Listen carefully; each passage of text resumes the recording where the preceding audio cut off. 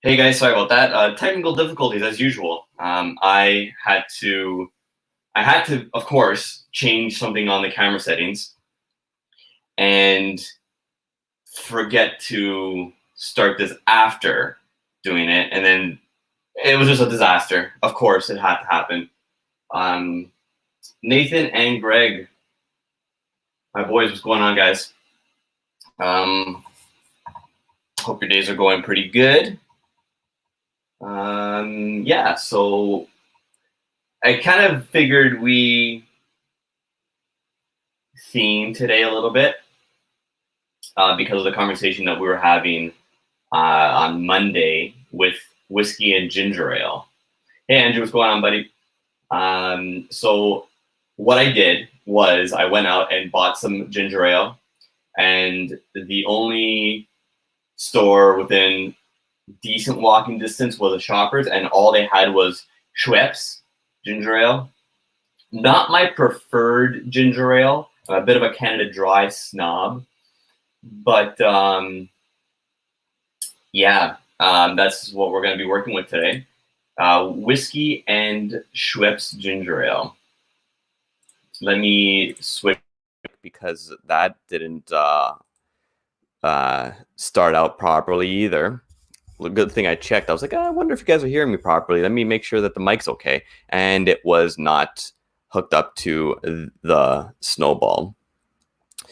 So yeah, I'm probably just going to wait a little bit longer to get into these. And I'll explain at that point what we're working with and what what we might be doing. But what I'm going to do is, because I forgot, I'm going to cap off all the whiskeys. 1, 2, 3, 4. So we have 4 whiskeys today. That we're going to play around with whiskey and ginger ale. And we're going to see what goes on with that. I haven't done one of these in a really long time, like a theme, like this experimental theme stuff. We used to do it a lot on the channel, and I kind of miss it. So we're going to see how today goes, and if it's good, we'll do some more. If it's not, we won't do any more. So yeah. So how's everyone doing? What's everyone drinking? If you are drinking, if you're having a little bit of a midday soiree, or if you're still working, if you're drinking water, tea, coffee, what have you, let us know in the comments, or in the chat, I should say. So what have I been doing since Monday? I binged that stupid show, Too Hot to Handle. Binged it right into the ground. It was terrible, as I thought it would be. But some of y'all said, "Hey Scotty, what's going on?" Some of y'all said that it was worth watching just for the sheer stupidity of it all. And yeah, I was dying of laughter. I pretty much put it on as just, hey Jason. I put on that show as just background noise while I was doing my workout yesterday. And my God, the stupidity. High West Campfire, one of my favorite blends. Oh, so good. So I wish it was easier to get up here. I think we actually just started getting in High West Prairie bourbon in Toronto, in Ontario. I feel like I remember seeing it. But it would be great to get that Campfire, because it is so delicious. And I'm sure someone is going to correct me that the High West Campfire is available in Ontario, and I just haven't noticed it. But yeah, it's really, really good. Good choice. Nathan's Odell Good Behavior Crushable IPA. Oh, a good beer. Oh, I love a good beer right now. I went to the LCBO this morning to see if there was any Brian's this yeah, Brian. Yeah, Kilco's Brian, right? Yeah, my memory's awful. He's drinking some local beer. Jason, Park City is close to the Canadian border, isn't it? Is it close to the Ontario border? If Park City is close to the Ontario border, then I would say yes, maybe. But we're still like an hour and actually, now that there's like no traffic on the road, getting to the border from here would probably take maybe, it would definitely be under an hour and a half. But then what's the point, because I can't even cross it. So yeah, Nathan's giving us a little bit of tasty notes on the IPA, the crushable IPA, juicy, bitter, balance of bitter and floral in the hops. Yeah, a nice IPA is really nice. On a really hot day, it's really nice. My go-to, I think I've mentioned this a couple times, my go-to hot weather drink is actually a chilled Chardonnay. As basically white as that might be, it is my preferred choice. If I'm sitting on a patio and a nice white white Chardonnay is on the menu, I will probably end up grabbing that. If I'm beer now that I'm getting older is sitting really funny. So if I have too much, it starts bothering me. So I usually like to, white wine it for a little bit and then hit the beer. Chilled Chardonnay is a rich old white lady thing, isn't it? Well, surprise, surprise! I am a rich old white lady in disguise. This beard is cosmetics, and this is a bald cap with little stubbly hair on it. So you got me, Jason. I'm a rich old white lady. But you know what they haven't figured out? Old white ladies have alcohol figured out. I think I'm going to stand by that statement. So yeah, so for we got a couple more people in the chat now. So what we're doing is whiskeys and ginger ale. And I didn't want to put whiskeys because people might have a fit over the fact that, you spelt whiskey with an E and you're drinking scotch. I don't know. I just left it blank and ginger. So yeah, we're doing whiskeys and ginger ale today. I have 4 whiskeys and Schweppes ginger ale, just because that was the only one at the Shoppers Drug Mart near me. So that is what we're working with today. And I have an Irish, a Canadian, a bourbon, and a Scotch to test out which kind of lends itself, and a peated Scotch. I actually don't have a non-peated Scotch. I realize available to me. I should fix that soon. Ginger and ginger ale. Yeah. Yeah. So I think we'll just go ahead and start. Let me actually first, if anyone wants to come in and talk with me while I'm doing this, you're more than welcome to. There is the link to the StreamYard. Yeah. Hey, Mark and Lisa. Mark, we're doing whiskey and ginger ale combinations today. And it is Wednesday, so I'm not too sure if you're at the distillery or at home.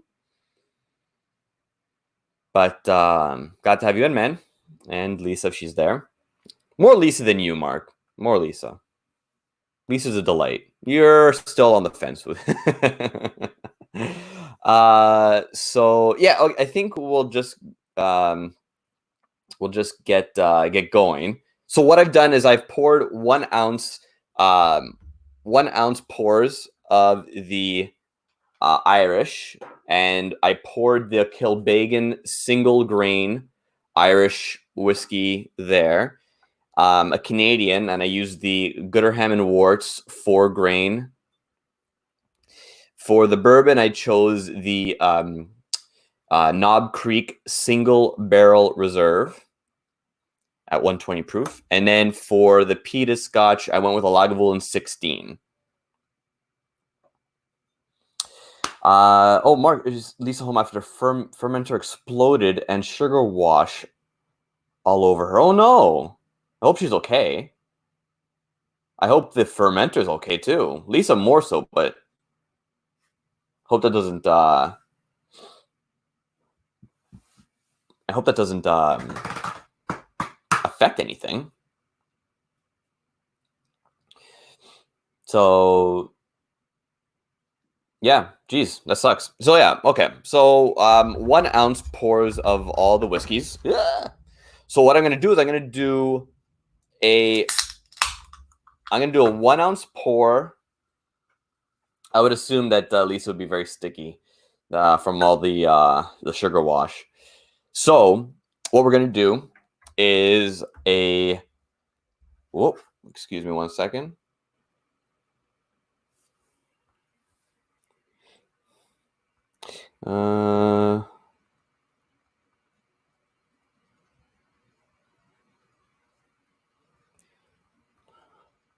That long. Oh boy, sorry guys.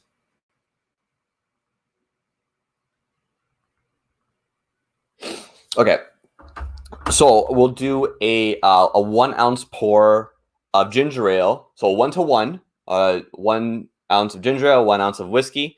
And then we'll see how that tastes. And then if need be, we'll double it up. So we'll do a 2 ounce of whiskey and 1 ounce of ginger ale. Ugh! Ah!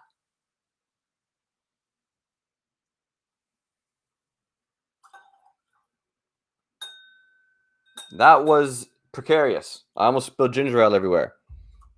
All right. Let me get a little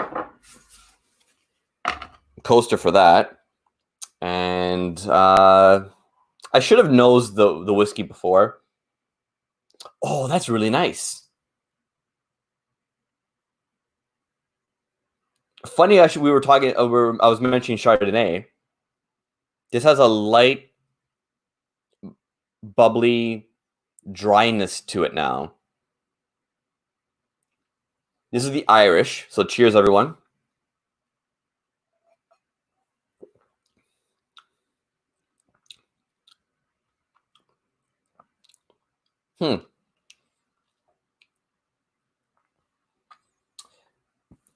Mark is on his hands and knees. Mark, if you're going to be on your hands and knees, at least get paid for it. And I've just realized that this is very bright behind me. I'm going to see if I can fix that really quickly, guys. Excuse me 1 moment.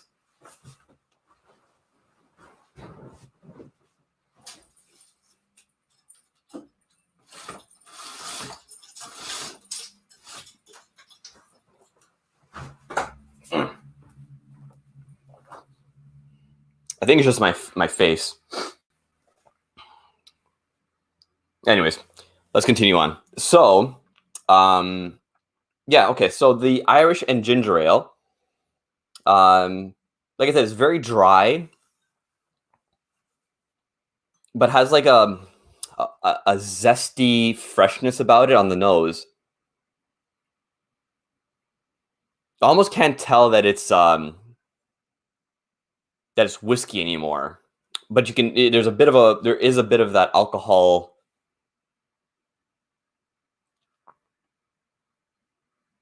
Jason, I was casting a very angelic hue. Do you want me to fix? Well, you know what? Fuck it. I'm just gonna just open it up because I like the light. The funny thing about all of this is that since I was 13 years old, I was good afternoon, Donald. Since I was 13 years old, I was pretty much I was living in my parents' basement. It was finished and everything like that. It was essentially a separate apartment. So for 17 years, I was in a basement with very minimal sort of sunshine coming through. There was windows, but it was always there's so many trees around my parents' house, so very little light actually came into the basement.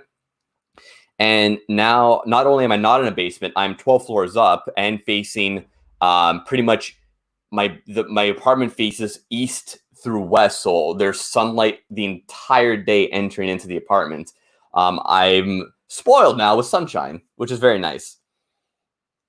So any sort of light for me is really nice. It sucks for the camera, but I'll figure it out eventually.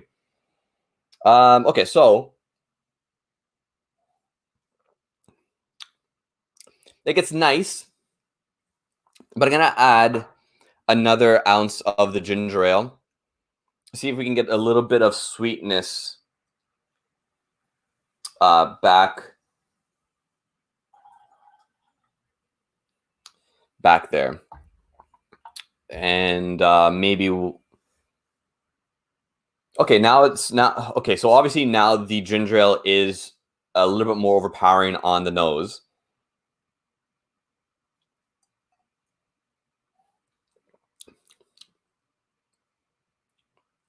Okay, it's working nice. You can probably pound this all day. It's tasty. You probably won't get drunk. This would probably be a perfect. Obviously, you're not going to get a Kill Big in single grain. I probably should have used Jameson. Okay. Next time I do this, I'm going to use well whiskeys. We're going to use well whiskeys next time. This is the high end version. This is the professional high end whiskey and ginger ales, and then we'll do the well version for when you're at weddings.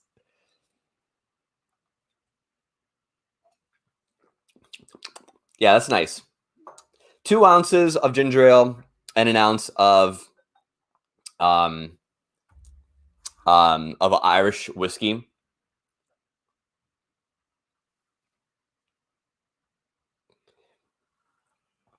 Oh geez. My Xbox just opened up the drawer, the CD drawer. God damn it. Almost spilled the ginger ale everywhere. This is not a good combination. I don't like this here anymore. Okay, so now we're going to move over to the Canadian whiskey. So this is the Gooderham and Worts 4 grain. So there's an ounce of that. So now we're going to go 1 ounce of the ginger ale.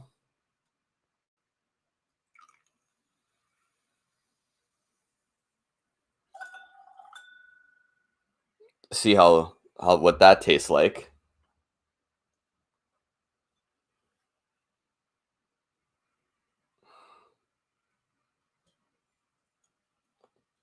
It's weird on the nose.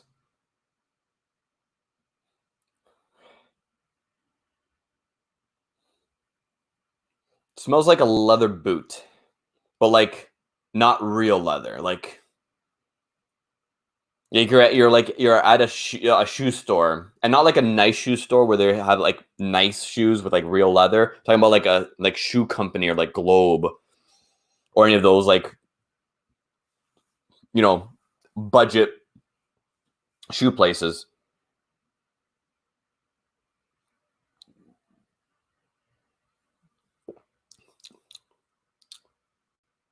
Distinctly Canadian. The I think I think the single grain is bottled at 40. Let me double check that.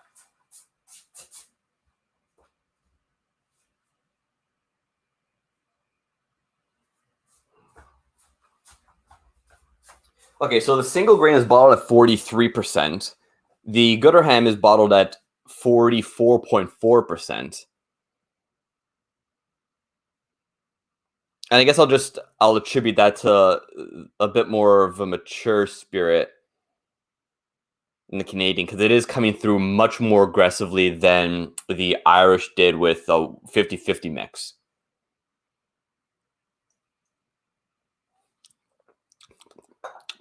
But I'm not huge on the taste. It's too syrupy. Not in the mouthfeel. On the mouthfeel, it's light and bubbly, but on the taste itself, it's got a odd syrupiness that's just not vibing with me. So we'll go with an extra ounce. So another little bit there. So with Greg, why no Canada Dry? Yes, you weren't paying attention to me, Greg, or maybe you stepped out of the chat for a second. No Canada Dry because the Shoppers Drug Mart near me, where I went quickly to get some supplies, did not have Canada Dry, just Schweppes. And I don't know why I say Schweppes and not Schweppes. I just like to enunciate Schweppes. It's I don't know. It's a fucking weird quirk of mine. Quirk. All right.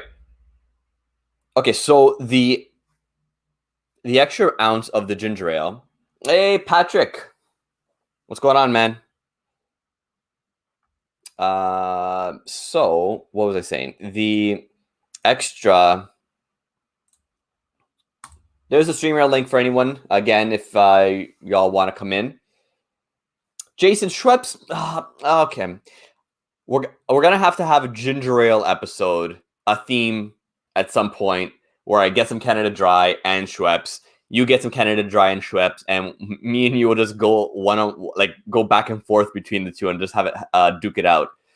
You'll probably win because your beard is much more majestic than mine.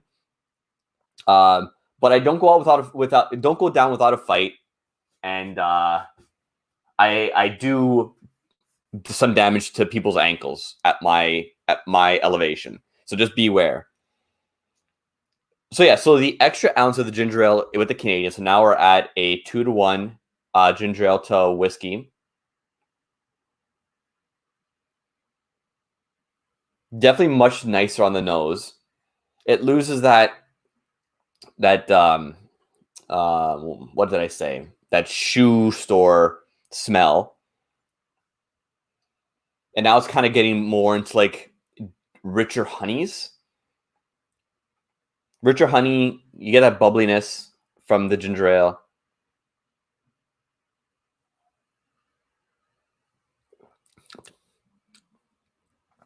Yeah. So the Canadian one, the Gooderham Wards 4 grain, definitely holds up better with the extra ginger ale. So with a 2-to-1 ginger ale to whiskey, the Canadian maintains itself. You know it's whiskey. You know you're drinking a cocktail. Mind you, it's a very. Is this a cocktail? Is just mixing a spirit and a soft drink a cocktail? I feel like it should be its own category because it's so damn easy. Cocktail should be like, you're mixing 3 things together and it's got to be in a specific ratio. And I don't know, maybe am I being a snob right now? I don't think so. I just feel like it should have its own name. But it holds up much better than the Irish did. The Irish kind of disappeared even in a 50-50 of whiskey and ginger ale. It lost itself. It's you could almost not tell that it's whiskey.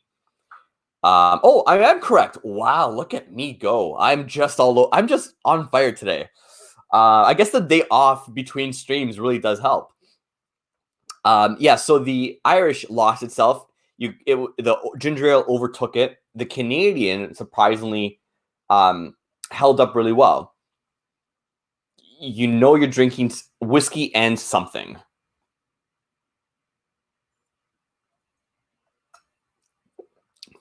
I like it just because you can still taste the whiskey. All right, so we'll leave that, and I'll tell you guys what I'm covering them up with. So I'm have my assortment of challenge coins. I'm using Aquavita's coin 425 for the Irish, not for any particular reason, but because that's the one I picked up. I'm using It's Bourbon Nights Drink More Bourbon Texas Edition, coin number 356. Roy Aquavite's Evangelist coin for our next whiskey, which is the Knob Creek Single Barrel. I just love it. Love the single barrel. I wonder if that's actually not bad right there. That's a really good way of showing the color. I like that. So 1 ounce of that. Now let's go ahead. You know what? I'm just gonna quickly sneak a little.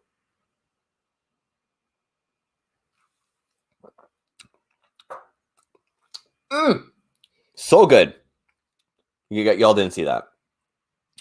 So 1 ounce of that. 1 ounce of the ginger ale.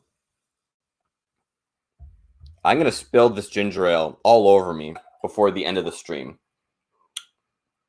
For sure I will. And then I'm going to like lose my mind, go crazy. My Italian arms are going to wave everywhere.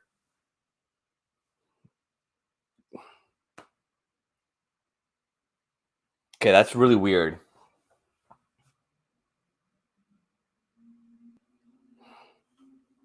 It's like this became just a glass of wax.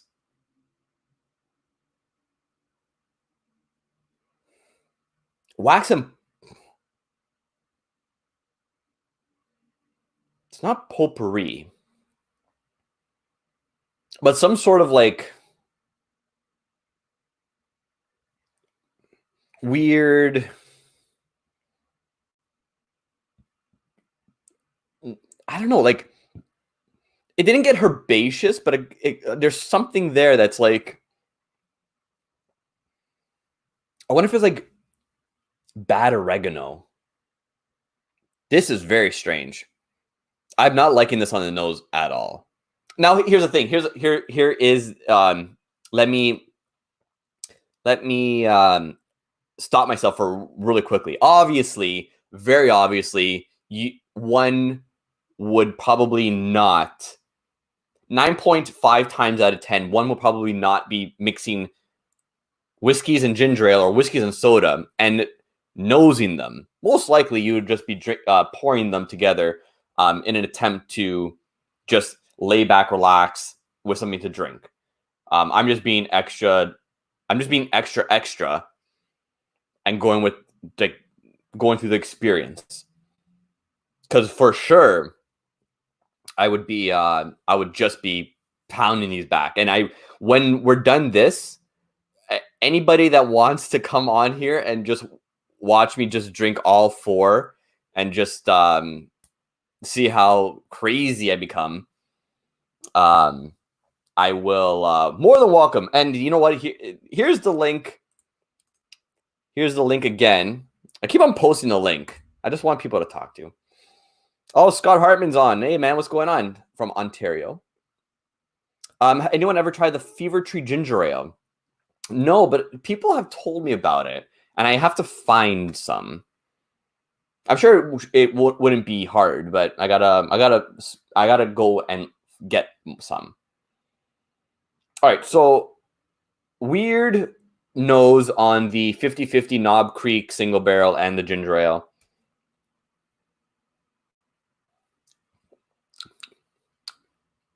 Weirder taste.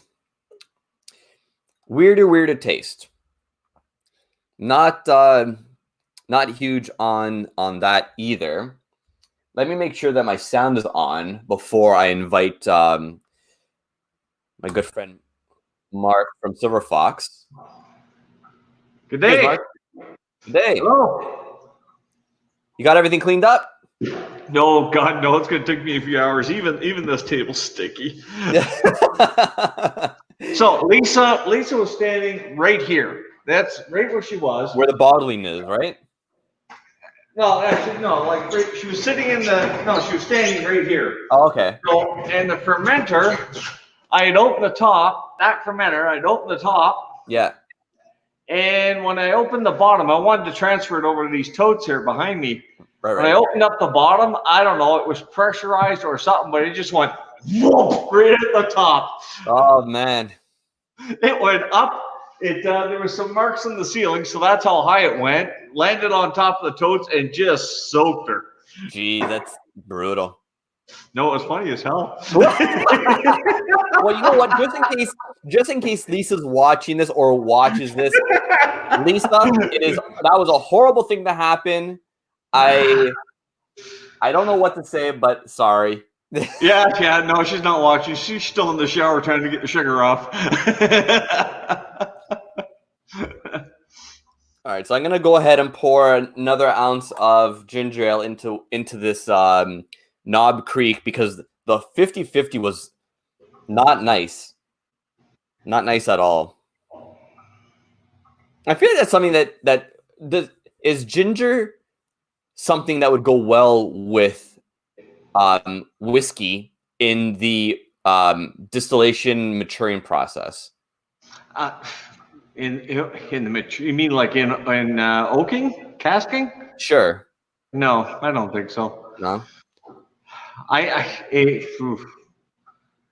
No, it wouldn't appeal to me anyways. I think the ginger, what would end up happening is the ginger, no matter how much you put in, the over time, it just becomes too overpowering and you lose any type of nuances within the whiskey. So, yeah, it wouldn't appeal to me.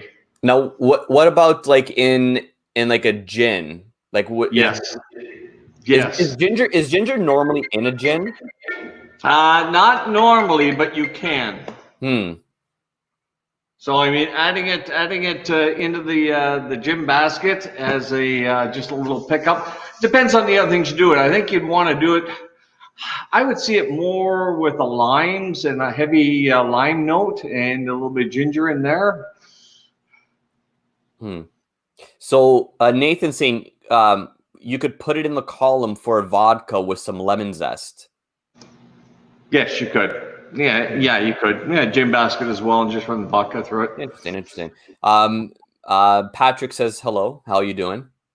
I see, Patrick. I was yakking with him the other day. I know I missed it. I completely forgot about it. I'm losing track of all my days. Oh, we had fun. The part, when you're on with someone, you're expecting an hour, and when it goes as long as it did, you're having fun. Yeah, when you lose track of time, right? Yeah. All right, so the extra ginger ale with the Knob Creek definitely helped a bit. There's still that weird waxy, but oddly the bourbon, caramel, and vanilla is coming up again, which is weird. You think that more ginger ale would push it further down, but it's actually opened up the bourbon a little bit more. I don't know if that's just I should have left this sitting longer, but I don't think that would do very much just because it's the carbonation would speed up the integration, would it not? I think so. I'm not a chemist, but yeah, it's hard to see what that one's going to do. Yeah. Now, why did you go with Gooderham for the Canadian? That's the only decent Canadian I have that's not special old rye whiskey Canadian. Okay. Now you know what? I think that's where your mistake was.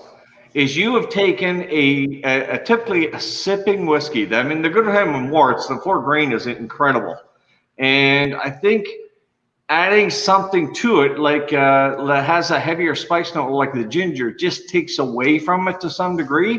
See, sorry, go ahead.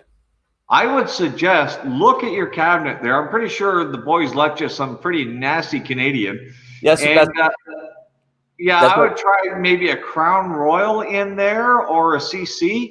That's what I was saying earlier, because I poured 4 nice whiskeys for this experiment, but I'm going to do a well experiment next time. So I'm going to do like a Jameson, a Canadian Club, or like an Alberta Premium, a budget bourbon, and a budget Scotch, and see what happens. You know as well, the most popular Canadian rye in the whiskey in the States is Crown Royal, and it is typically synonymous with saying rye and ginger. That means Crown Royal and ginger. Yeah. So it gets that way because it is very simpatico with the ginger ale, I think. Yeah. So Well, I would give that a whirl. The Gooderham was good, but once I put 2 ounces, so a double the ginger ale to the whiskey, it was good. It's probably the best one I've had so far. The bourbon, the Knob Creek, is really weird. It's so waxy, like that's all you're getting from it. But now, like I said, with the extra ginger ale, it's bourbonizing more, weirdly enough.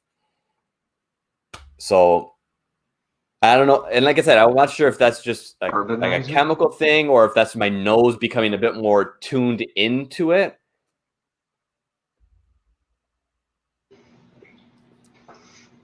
But Nathan says Crown Peach is the most popular these days. Oh God. I don't think I've ever had Crown Peach. Crown Peach. Okay, so here, flavored vodka, like peach vodka, is actually kind of delicious. I'm fine admitting that it's actually kind of nice. But peach whiskey, I don't know, man. I don't know. Yeah, it doesn't just the sound of it doesn't appeal to me. Vanilla, yes, I can see that quite nicely, but peach. Yeah, Nathan says you're not missing much, so yeah, I'll stay. Well, you know what? I even take joy out of something I'm not crazy about because I've never had a peach whiskey. I don't think I've ever experienced that. So that's something I do want to do. I may hate it, and there's lots of things where I hate, Ardbeg in a pina colada. I don't like that, but I drink it. And I didn't mind it. And I'm not huge on pina coladas to begin with. I didn't mind it. Yeah, I should have went for the Clamato. Okay, so far, 3 down, 1 to go. The Canadian is the best tasting with the Schweppes ginger ale. Well, I think, in fact, of the choices you've done so far, the Canadian's the best in the sipping end of it too. No, I prefer the Knob Creek single barrel to the Gooderham and Worts 4 grain. Neat. Oh wow, no, I'll go the Gooderham on that one. I can see it. It's a tasty whiskey. But I definitely slightly more prefer the extra ABV and the bourbon maturation a little bit more with the Knob Creek. Okay, so I would say the Canadian first, then the Irish, and then the Knob Creek, just because that waxiness just would not go away, and I'm not a huge fan of that.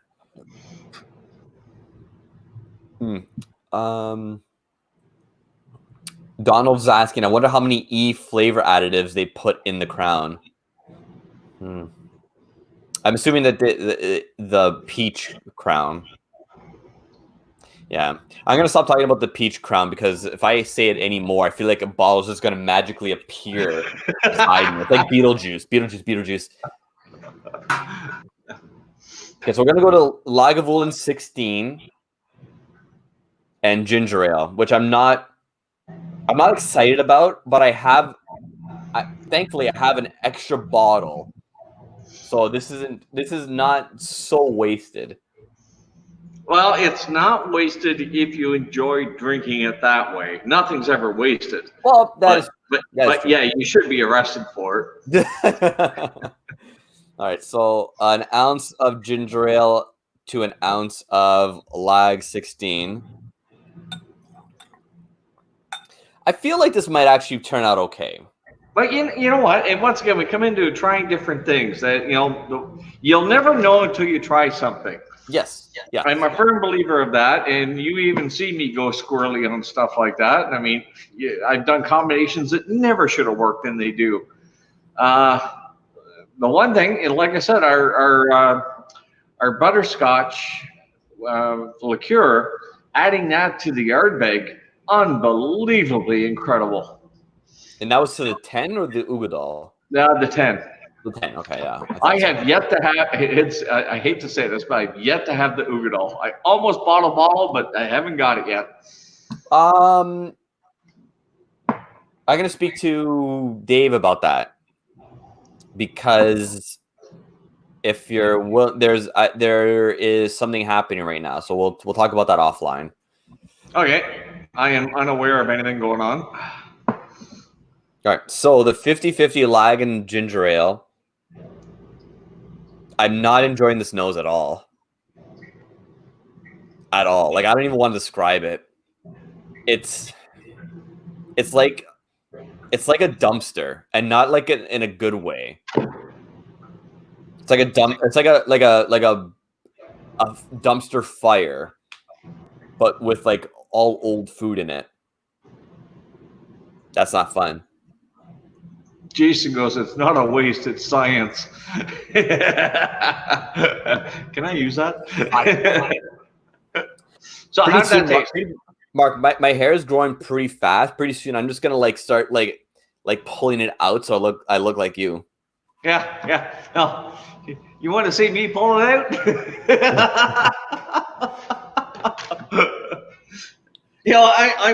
I'm at the crossroads, and I looked at the wife and the daughter, and I said, I'm at the crossroads. Either I'm getting the razor out, or I'm getting a hairband out. And they both said hairband. So hairband, do it. I guess it's going to go to a pony at some point. Okay, so the taste on the Lagavulin and the ginger ale is actually not terrible. Now, with the extra ounce of ginger ale with it, the nose is sweeter, a bit more honeyed. It's not as dumpstery, and you're getting more smoke out of it. So this might actually be pretty decent. I'm wondering if it's going to bring up the earthy note more. Oh, I kind of like this. I kind of dig this. Donald, have fun at work. Stay safe, my friend. Jason, he said he threatened to grow his hair into a samurai top knot. My wife shaved it that night. I had my hair in a bit of a top knot back about almost 5 years ago.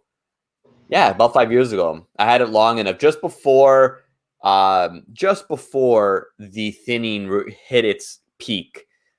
Hit its breaking point where it was not enjoyable to see like a thinning top pulled back. But yeah, I rocked the samurai top for a little bit of time.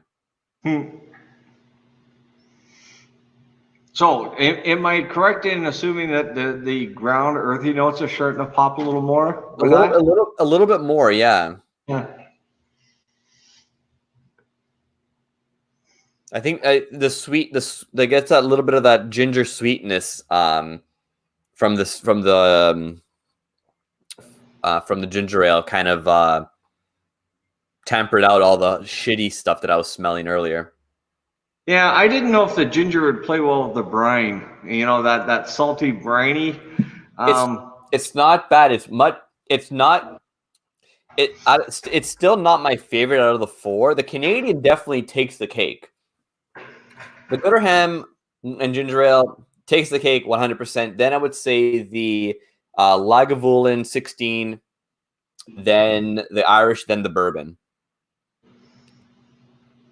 The bourbon far last for my taste, definitely at the far end. So let me actually do this. I'm gonna work my way through all of this and end up at the Canadian by the end of it. So I'm just gonna untop these and just go ham and have a couple of drinks. What does Pat mean by marshmallow? Marshmallow. Let's see. What were they talking about? Probably that. Some chemicals. Peach, Jason, I wonder if it's because they could be using a syrup to get the peach flavor. I'm not too sure if maybe it was in reference to something that we said, but we'll wait until he gets back and ask him. It looks like he just stepped out of the chat really quickly. You know what? It might be in reference because I was talking about we're working on a toasted marshmallow as an additive for something else. So that's something we've been working on. So I'm kind of wondering if that's where this is going. But yeah, who knows? Oh yeah, Nathan even said he's like when you were on the Whiskey Den. Yeah. Okay, so that's okay. That's where we're going. Okay, so I haven't heard about this. Well, obviously, unfortunately, I'm a terrible friend and did not watch that stream. But can you explain the toasted marshmallow thing? No, not until I get closer to what I'm doing with it. No, we've come up with I'm trying to get something really close to and I'm almost there. Is like that marshmallow that's been in the fire for ever. It's you've rolled it. It's golden. It's just perfect, and that's the flavor. Yep. We almost have that nailed on. Really? And we're looking at adding it to something else. So, but you do have to come up for what we have right now is our 4 peppercorn shine. Yes. Okay. So are you guys working Saturday? Yeah, of course. Okay. So there's today's my day off. Yeah. And you know what? Today's your day off, and an accident happened. So maybe take a day off. No. No, I still got to get these by the weekend. Hopefully I'll be running a lot of this stuff. So like right now I've got 6 of these totes sitting behind me, and I'm going to have them full today. And all my fermenters except for one is full. Yeah, so I'll see if I can swing by Saturday, because I think you have a bottle or 2 there for me as well. I know the Tropic Thunder's there. Yep. We've got a couple done up for you. Okay. Now, when is your next Whiskey Den? Sorry, Patrick. When's your next one of these? The next happy hour is Friday. So why don't you think about doing it here? We'll talk about next week, because Fridays I actually prepared dinner for me and my roommate. Understood. That's fine. So next week we'll see if we can work something out. It'll have to be the week after, because I go back to work next week. Okay. Very good. Okay, so the week after. Yeah.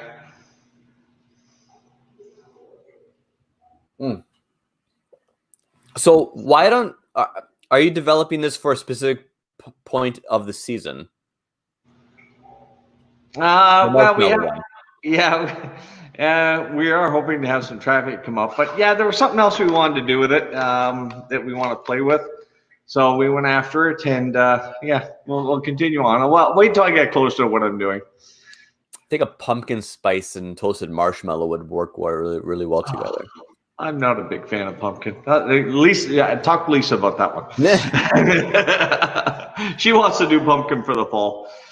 Yeah, I think that would do really well, especially if you make it like a bit more, like a bit heavier and dense, with like a really heavy mouthfeel. I think that would, if that's even possible. I don't know. Oh yeah, that's fully possible. Yeah, I think that would work out really nicely. And I'm not huge on pumpkin, but pumpkin mixed with things that are like sweet and toasty might actually work really well. Yeah. Well, we just got our 4 peppercorn right where we want it, so we're bottling that up. That'll be this weekend, and our lemon will be bottled for this weekend. Not the limoncello that you've tried. Yeah. I just don't have time for that right now. But a lemon moonshine that's really quite, I would say, refreshing. It's not that creamy, sit on your tongue and really be a dessert. It's a refreshing, crisp lemon. So, and we just thought, it'd be a nice little treat, like a lemon drop for the spring. Yeah, for sure. Now, are you sending stuff to the LCBO yet? Oh, we're working on it. Okay. We're working on it. We were hoping for June, but with the COVID and everything else, we still haven't recovered from our sanitizer, and we're still doing sanitizer. So if you saw inside my towers, you would know why I'm not running any alcohol that we're drinking. Yeah, you mentioned that last time I was up there. Yeah. Yeah, they haven't got any better looking. I do have everything ready to do a CIP clean run, but there's no sense if I'm firing another batch of sanitizer through it. There's no sense cleaning them yet. Mm-hmm. This bourbon and ginger ale is really upsetting me. It is terrible.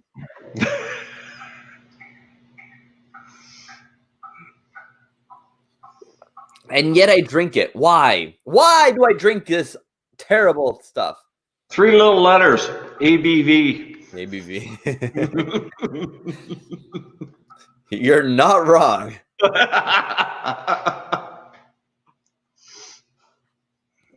All right, that's done. Thank God. Woo! All right, I can move on to the good stuff. Well, the better stuff. Oh my goodness gracious. For everyone sticking around, what are they talking about? Of course, gum syrup would be a great way to get viscosity in a liqueur. The same reason you drink the same reason you drink 40 Creek after dark. Yeah. I don't know if you can even I moved up the shelf of the garbage whiskey right here for easier access for the after dark streams. I think this week I'm going to do a Crown Royal. I'm going to finish off. Yeah. Huh? Now, we were talking about mouthfeel and that, and Nathan has written down gum syrup. It's a great way to get viscosity in a liqueur. It is up to a certain ABV. Once you go above a certain ABV, the gum syrup somewhat breaks down, doesn't bring the thickness. So constantly. So yeah, if you're looking at gum syrup, yeah, it does have some use, just not probably as much as you would think.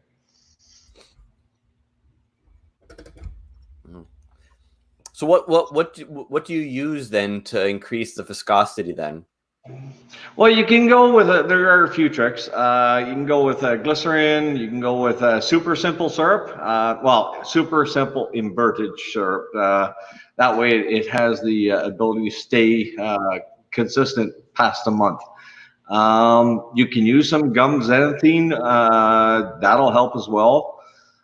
Something like above. You have to keep it below a certain percentage for right. So if you're going to use the gum below 35, I've gone up to 40, and that has still worked okay. But yeah, in most liqueurs, you'll see most liqueurs are a lower ABV anyways, and get that thickness in there. Yeah. And xanthan gum, yes. I'm sorry if I don't pronounce it right, but yes, Nathan. Xanthan? Xanthan? I always say xanthan. I either add an extra A or I don't know. Well, because xanthan flows better than xanthan. Yeah. Xanthan. I get it. Okay. All right. So which one was this one? This was the Irish.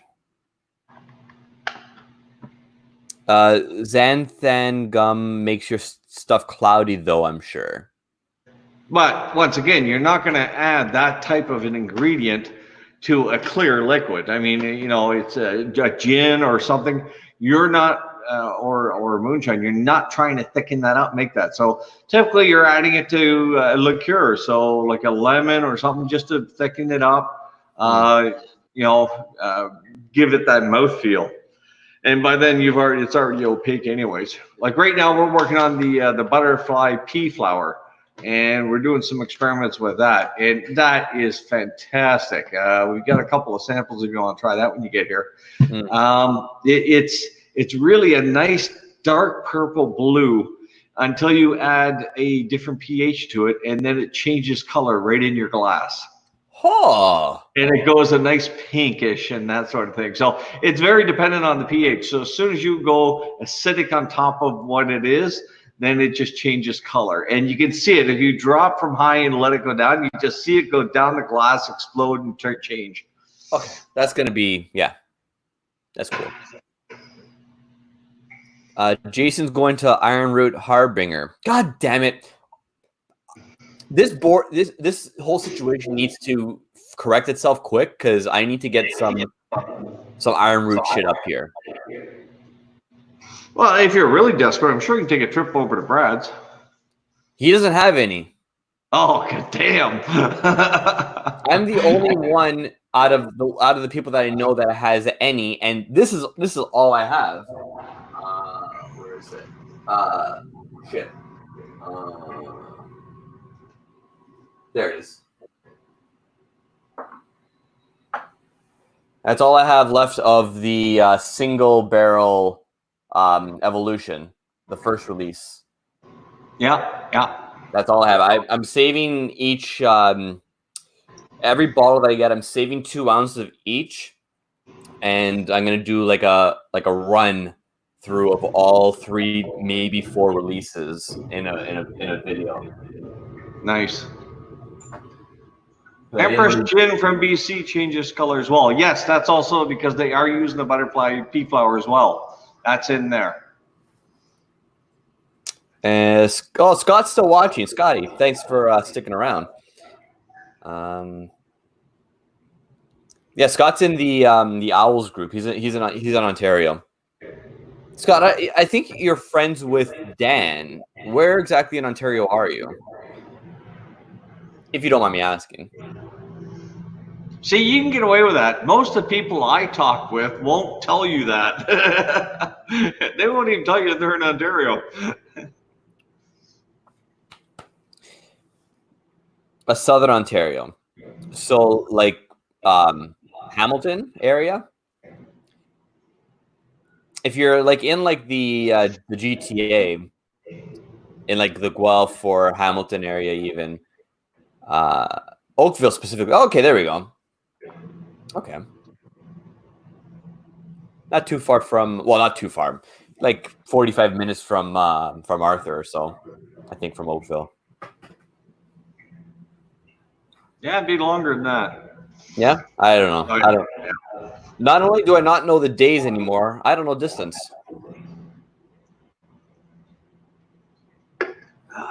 This is the Canadian one.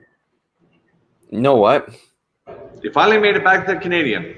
I'm gonna drink the Canadian first, just because there's a lot the peat, and you know what's weird? I don't know if it's the glass, but there's an interesting sort of like film happening where I think the oils and the ginger, like the soda, is kind of interacting odd. But yeah, I think I'm gonna go Canadian first, and then finish off with the peat. Scott's saying depends on the traffic. Yeah, I guess that would be a thing.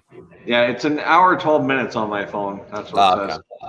All right, so I'm going to let you finish up this episode and going deeper into your discussion on what you're enjoying there. Thank you, and Mark. I'm going to go. My mash tun's ready for me to get back to, so we shall see you all later. Have a good one. We'll keep in touch. Excellent. Cheers.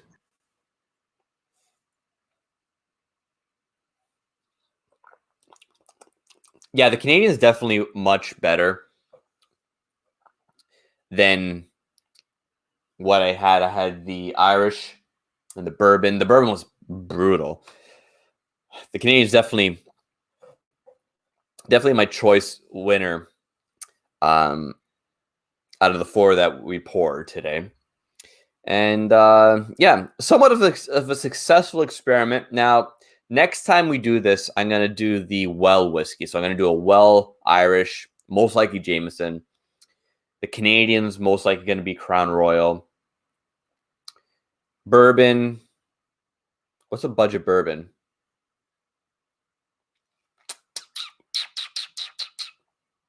What do I normally see?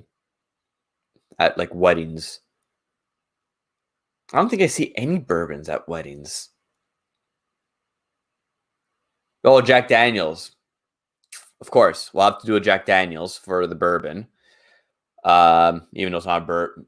I don't know. Is it a bourbon? I don't know. It is a Tennessee whiskey, but we will do Jack Daniels because that is what you will find in the well at most open bars. Oh, Jim Beam. Jim Beam. I always forget about Jim Beam. Jim Beam, we'll do Jim Beam, and then for Scotch, we'll have to do Red Label. Obviously, it's got to be Johnny Walker Red Label.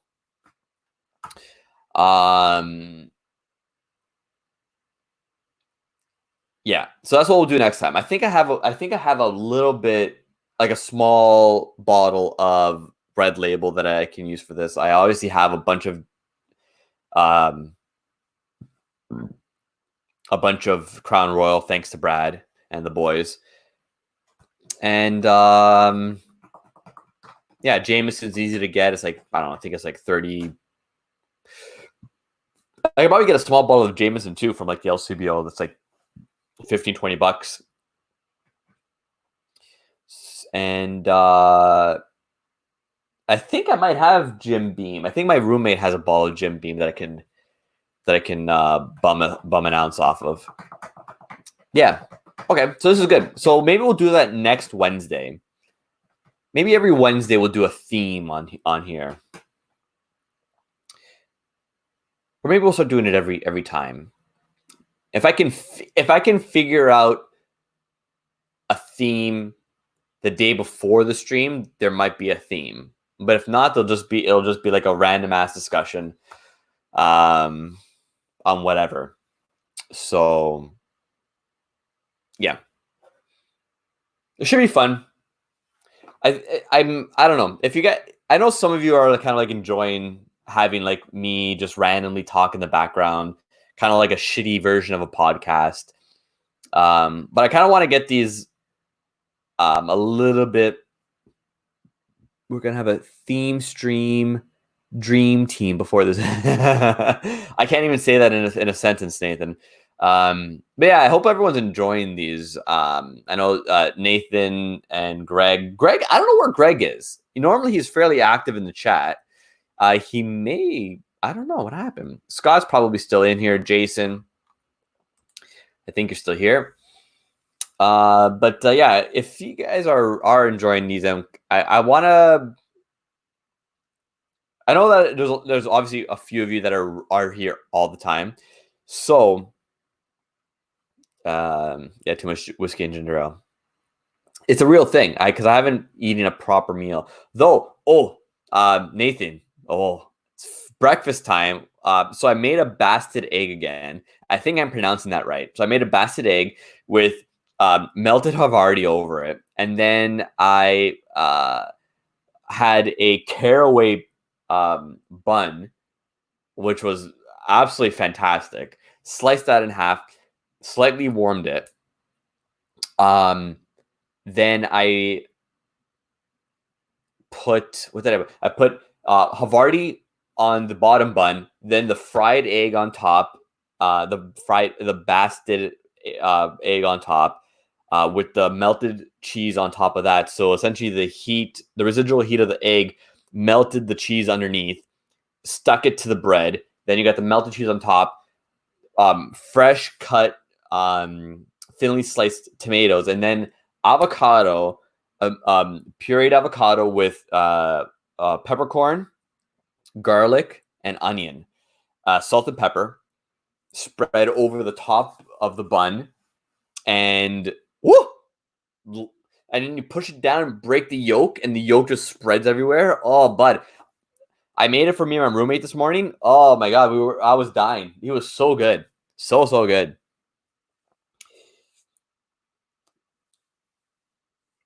So good. Yeah. Basic though. Like, if Bastard's an archaic sort of technique, and for anyone still watching or watching the replay, Bastard eggs is essentially you're frying an egg and then you put a topper over it, so the residual heat kind of just lightly cooks the top of the egg. It's not an over easy style, but it just sort of lightly cooks the top, maintaining still that runny yolk that you really kind of want. So yeah, that has been the way I've cooked eggs for many years now. I didn't know that was an actual thing, but Nathan told me that it is. Did he lower your portion of the rent this month for?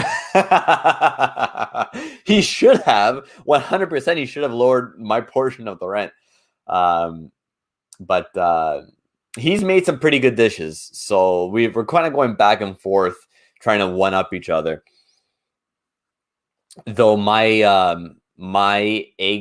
coleslaw mix is, in his words, the best thing he's ever tried before. It's essentially, I there's no real measurement, and I should measure this out, but it's olive oil mayonnaise mixed with Japanese mayo. The exact ratio is a little bit different every time, but it always ends up tasting the same. Salt, pepper, rice vinegar, sesame seed oil, and a bunch of salt and pepper. Just kind of mixed together into like whatever coleslaw, kale coleslaw, broccoli slaw, QP, QP. I think it's QP, QP. I think it's QP. But yeah, the QP Japanese mayo. My favorite mayo of, like, there is no comparison. However, it is expensive. It's almost double the price of like a normal jar of mayo. It's actually probably a little bit more than double the price. But yeah, that's my favorite mayo. If I just need a little, and you don't need a lot of it either, because it's so flavorful. Because they use more of the yolk versus the white in the mayo mix, so it actually ends up being a lot more of a flavorful. So you don't need as much. Dan, welcome in, Dan. Jason made a potato salad with avocados for the fat source instead of mayo before. Added some bacon, of course. Now, oh, that sounds so good. Oh, I need to make a potato salad. I'm gonna make definitely gonna make a potato salad soon. There's a stream in there. Greg and Dan. Gentlemen, how are you? I'm doing good. Yourself? Good. And I don't know if anyone's noticed, but my volume has increased slightly, indicating that I am becoming a little bit intoxicated. No worries. Dan, what's up, Greg? What's up, Vito? Is very choppy. My feed is choppy. Your video's choppy. Your audio's fine. Yeah. Okay. Yeah. The video might be picking up a little too much high density light. It's okay. Yeah. You're good. We can hear you. Sorry, high intensity light. Nathan is telling me that the secret, I am assuming, in Japanese mayo is the katsuobushi.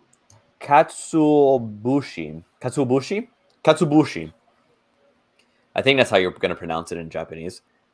It's a fishy, salty, good stuffs.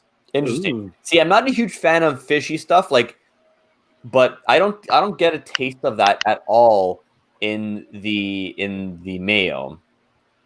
So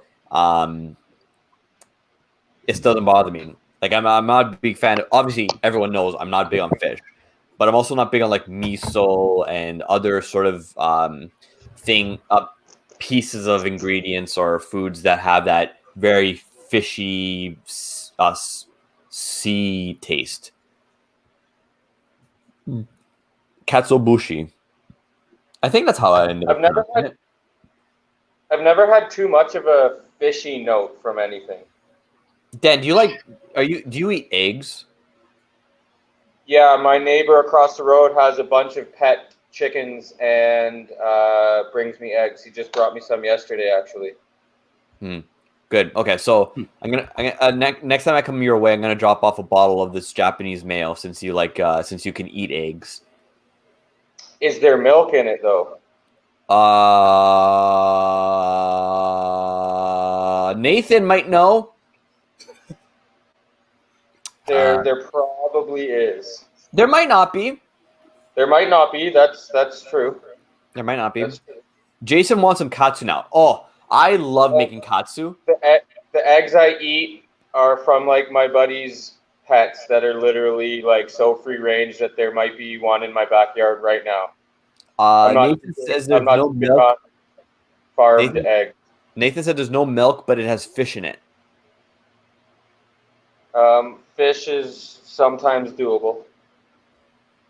Well, I'm gonna bring it over. Is Dwyer as strict as you?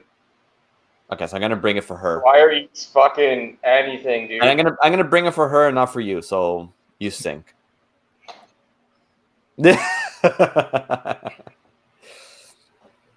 My favorite katsu that I've made was an eggplant katsu. I think I was mentioning this either Monday or last week. I made an eggplant katsu with a vegan style with an almond milk. Oh, Sprite's great. With an almond milk wash versus an egg wash, and it came out great. Huh. Almond milk is just fucking marvelous stuff.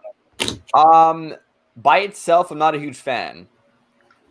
It's great. I started having it before I made any dietary changes. I started having almond milk in cereal. And for like your non-sugary, I shouldn't say sugary, for your like explicitly sweet cereals, like not kids cereal, so like Cheerios or like Corn Flakes or like anything that's like nutty or oaty or just basic kind of cereal, almond milk is just fantastic in.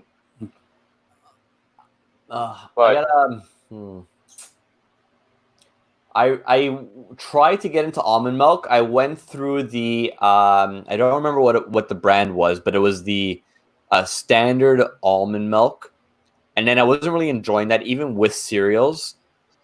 And then I moved to the chocolate almond milk, and I didn't mind it, but it was still like lacking something for me. So I just kind of like gave up on almond milk.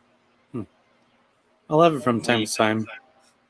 Quitter. That's mostly because I'm lactose intolerant. So I made myself lactose intolerant. I used to pound milk, and I mean, like I'd wake up in the middle of the night, walk to the fridge, and smash a bag of milk. I guess Greg's thinking, what the fuck is a bag of milk? No, I know. Okay. Other people are probably wondering what a bag. You know what? I have some milk right here. Hold on. Go get your milk, Vito. But my one weakness is ice cold chocolate milk, but it has to be whole milk. I suffer through that, but it's so good. Yeah, like I was sick, so like every morning after doing this, like this is a ritual for me, smashing the milk every night. I started being late for work because I wasn't able to because I had to deal with the repercussions, right? Yeah. And I never realized that, oh, maybe I'm lactose intolerant. And it turns out big time. Should we have like a drum roll or like the Evil Empire?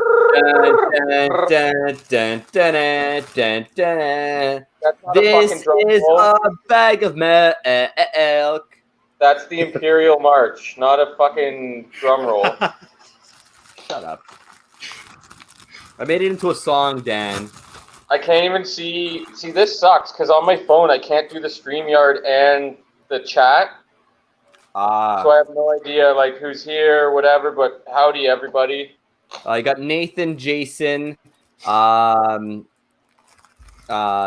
Greg's definitely one of the viewers. Mark's still here. What kind of tweezers do you have to milk an almond?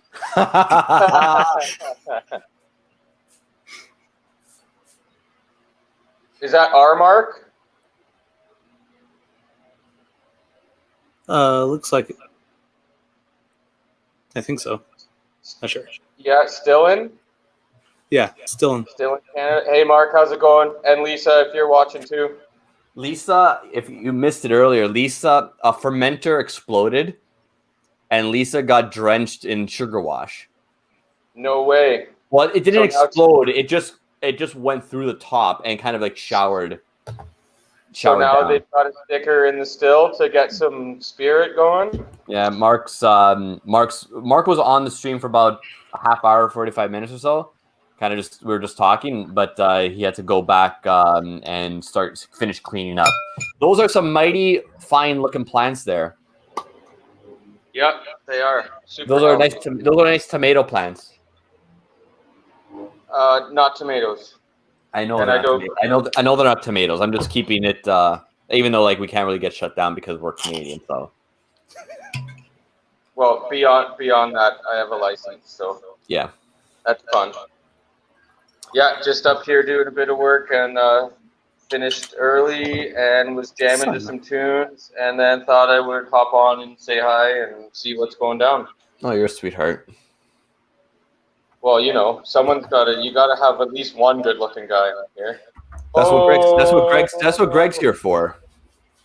Yeah, look at my hair. Look at my hair. It's starting to like creep out and poke out in little places. I'm gonna look like Sonic the Hedgehog by the time I get home with the windows down in the van. Nathan is Scott, have a good night. We'll see you later. Nathan's saying that those are really amazing Thai basil bushes you got there. Yeah, thanks, Nathan. They are. Appreciate that. I love Thai basil. All right, so I'm moving on to the last glass that I have, which is the Lagavulin 16 and ginger ale. Nice. Interesting. What have you had so far with ginger that I missed? Okay, so I'll go from fourth place to first place. Fourth place was the Knob Creek single barrel. A 2-to-1 ratio of ginger. It's all 2-to-1 ratio. The Knob Creek was dead last.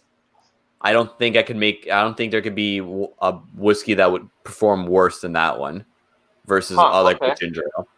Then it was the Irish. I used Kilbeggan single grain, which was good. It was light, fresh. I was just gonna say it probably didn't have enough to stand up to the ginger. Yeah, but it was still fresh.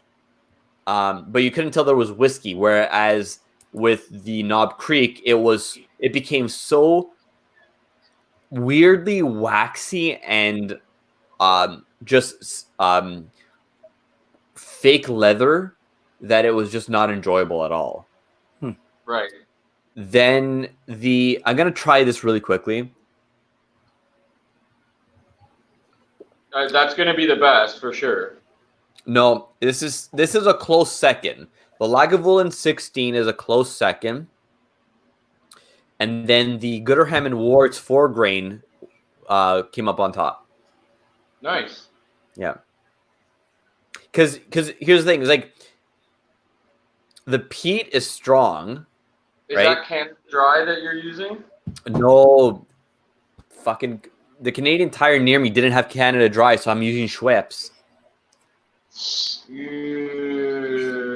This whole experiment has been a waste of time and will have to be commenced at another date with some real ginger ale. Okay, so why don't Canada Dry Bold. fucking the bold? Yeah, what the fuck? We don't know what that is. Bullshit. We don't got no bold up here. That's Texas Dry right there. No, That's he's crazy. in New Mexico. That's New I've Mexico never Canada even Dry. heard. I've never even heard of Canada Dry Bold. Never even fucking heard of it, much less seen it. Yeah, Much I'm less really know someone upset who's about this. drinking it right now. Really upset about this. Gonna have to pick some up when you come down to Texas. Yeah, you're gonna smuggle. We'll smuggle you down some good Canadian whiskey, and you can just hook us up with a couple cans of friggin' Canada Dry Gold. Will do. And some green chili, of All right. course. All right, gents, I still have to make my way home for dinner, so I just wanted to pop in, say hi to everybody, and have a wee chat. Nice. Have a Get good it? one. We'll talk to you later, buddy. All right, guys. See you later. So, yeah. Later. Oh, Vito, Yeah. I had picked up some, at least it says real maple syrup. You mentioned that, and I didn't really Yeah. ask. Let's see. What is that? Archer Farm. Yeah. Okay. Sure. So what I had done is I had done some maple syrup, some Angostura bitters, and I used Lafroig. Which one? 10? Yeah, Cash strength or regular? regular. And It's good. I like it. That You gotta smoke try it. isn't overly present. Just adds a nice little balance. mm-hmm. And the maple syrup adds a nice little sweetness, but you still get the bitter notes coming through. It's a nice little. Next time, try. balance. I don't know if I've ever made a peated old fashioned before, but try with a bourbon next. I'd be interested to see your feelings on it with something that's not as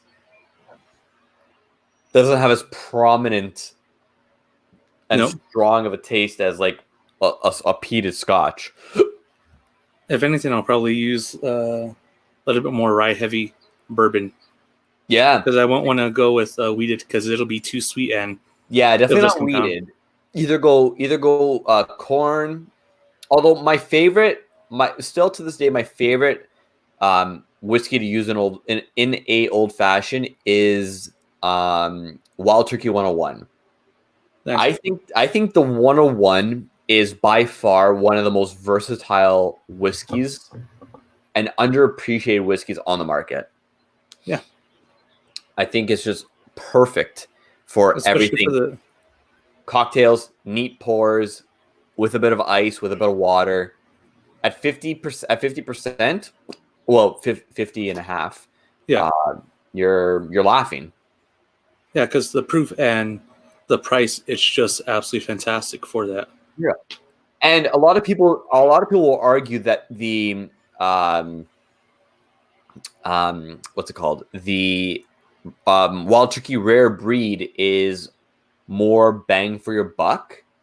I would argue that the 101 is better because it's in my opinion, although again, subjectivity is huge, the 101 is more flavorful. I find it funny because one thing that I had done, or they usually try and do for customers, is I'll try and get them on the Wild Turkey 101, even if they're getting the 80.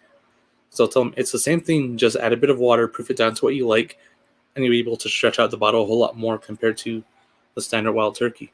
Huh. Because that's the only difference is they proofed it down to 80 proof. Yeah. You just got to be able to store it properly, right? Yeah. Like with the right size bottles and whatnot. Yeah, because I tell them to just pour a little bit in a glass, add a bit of water to it to what you like, then you're good to go. Yeah. I've gotten a few people on that. Yeah, for sure. Nice. Oh, Jesus. This is a lot of I'm happy that I limited this to 4 whiskeys because this is a lot of whiskey to drink with although really it's only 4 ounces of whiskey. Although one of them was like what's the you got 43, 44.4, 60%. The Knob Creek is 60. I think Lagavulin 16 is 46%.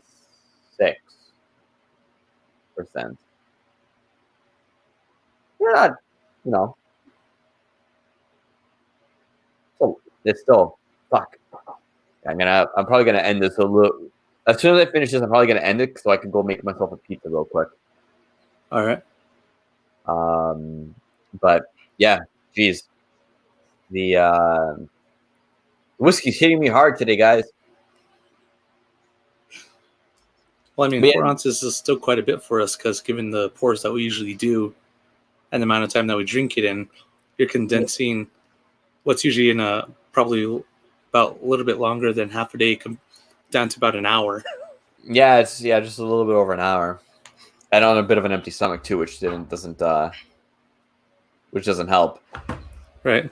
But going back to what I was talking about at the very beginning of the stream, the stupid show that I was watching on Netflix, the Too Hot to Handle. I finished it. It was terrible, but I was dying of laughter the entire time. Right. Just unbelievable. Like, this is one of the lines that one of the girls said. Oh, he's from Australia. That's hot. I don't even know where Australia is. Yeah.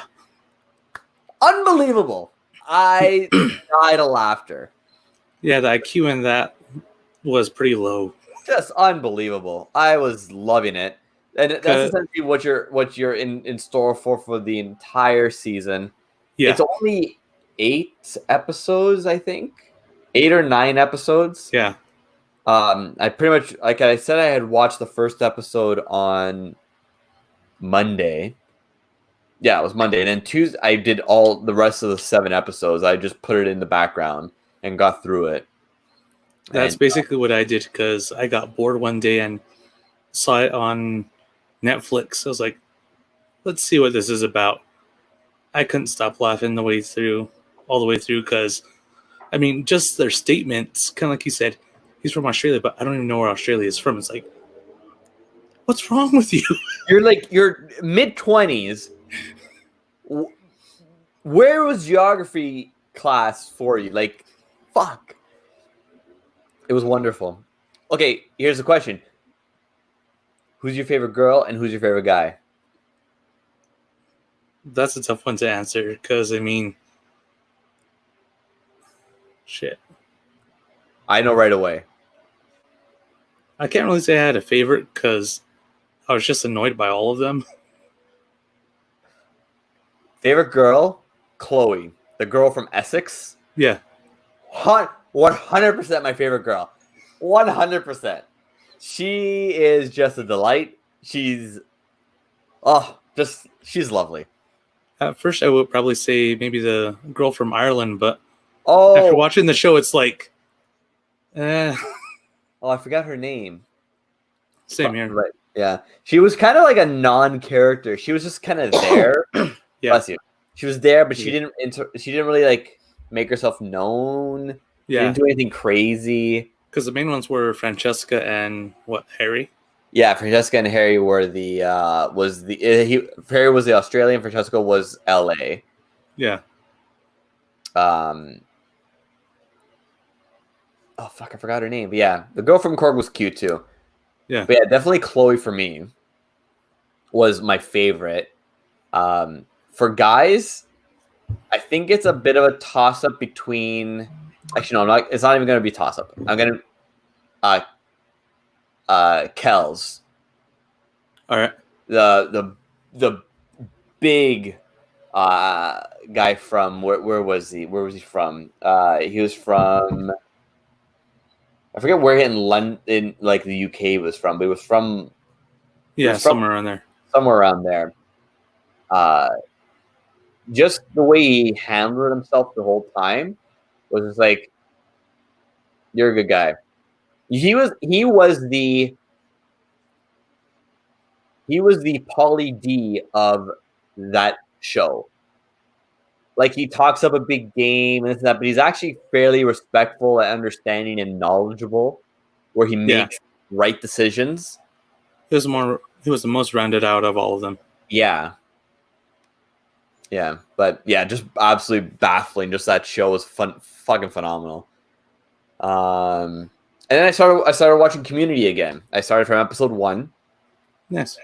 Me and my buddy, my roommate, were talking about it the other night, and just like because I forget what show I was talking about. It was a show I was talking about, and he was like, "Oh yeah, like that show, Community." another show. I was like, oh fuck, Community, like that. I haven't watched Community in like a good 8-9 years. I was like, let me go back and watch it, go through everything, kind of give it a better appreciation. Because even like now, like rewatching is like, oh fuck, I didn't realize how well this show was really written. I didn't fully appreciate it back when it first came out. And I think it came out 2009, 2010 area. If I remember correctly.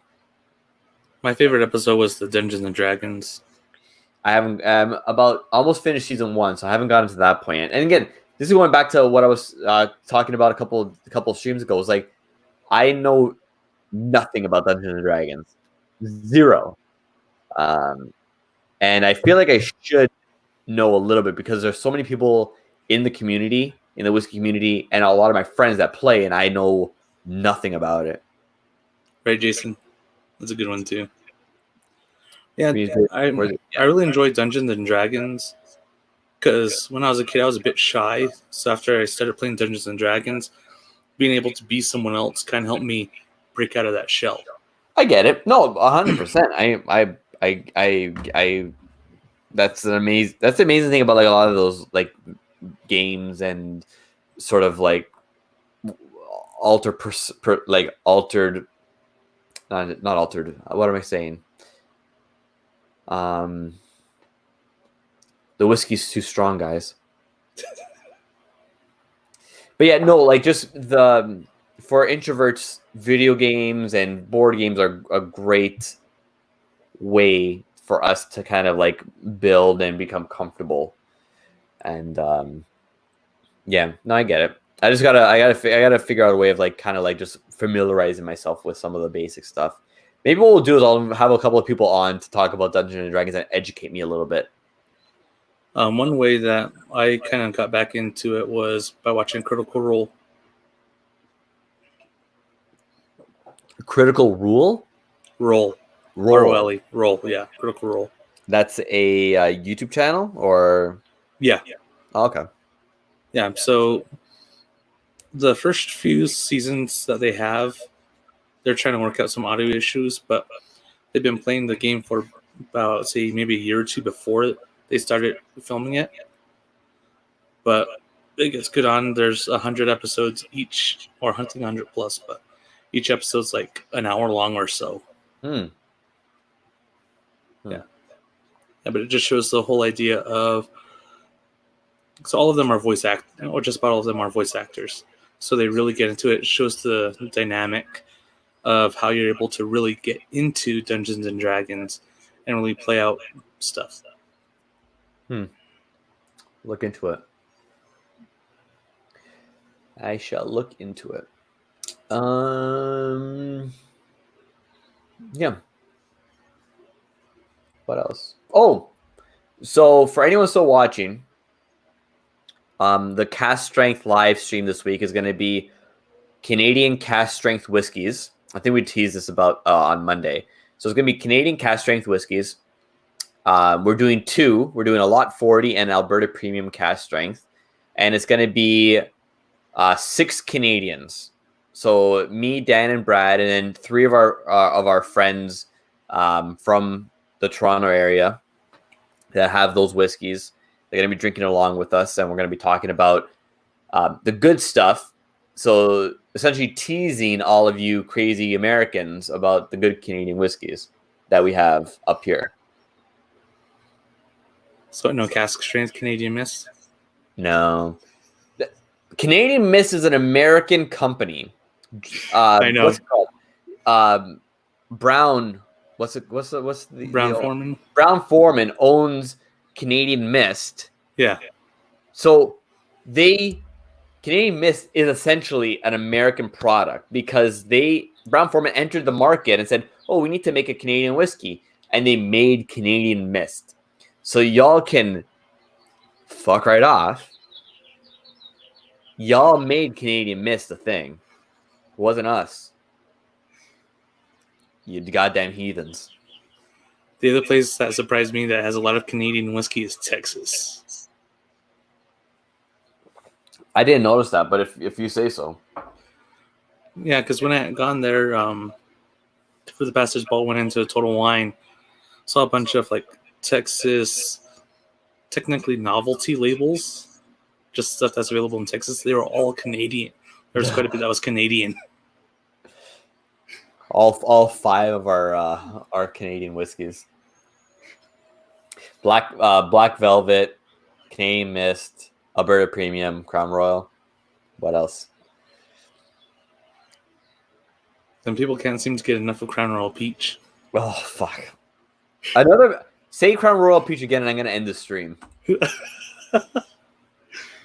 Had to mention it at least once. God damn it! Because that was the main question when we were still open. Do you have any? It's like no. Fuck. But one Total Wine offering that actually isn't too bad is Ensign Red. Instant Red? Ensign Red. So ENSIGNRED. Ensign Red. I'm not too sure. I haven't done too much research on it, but what they're at least telling us is it's from the same master distiller at Crown Royal. I'm not 100% sure on that.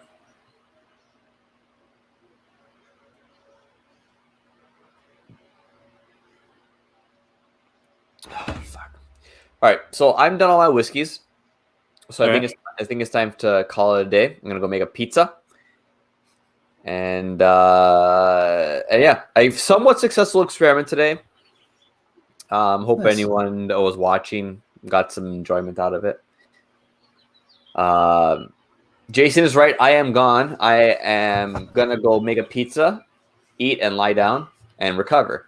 And yeah, we'll see you guys Friday. Oh wait, no, we won't. Well, we'll see this happen again Friday. But tomorrow night, if you're available, we're doing Canadian Cask Strength Whiskeys on CS Live.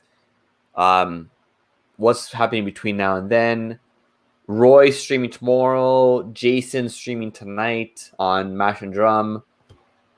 And yeah. Anyways, Greg, always a pleasure, buddy. All right, have a good one. All I got is a little bit of Schweppes to cheers you with and cheers the chat with. So cheers, everyone. Cheers, everyone. We'll see you later and stay safe.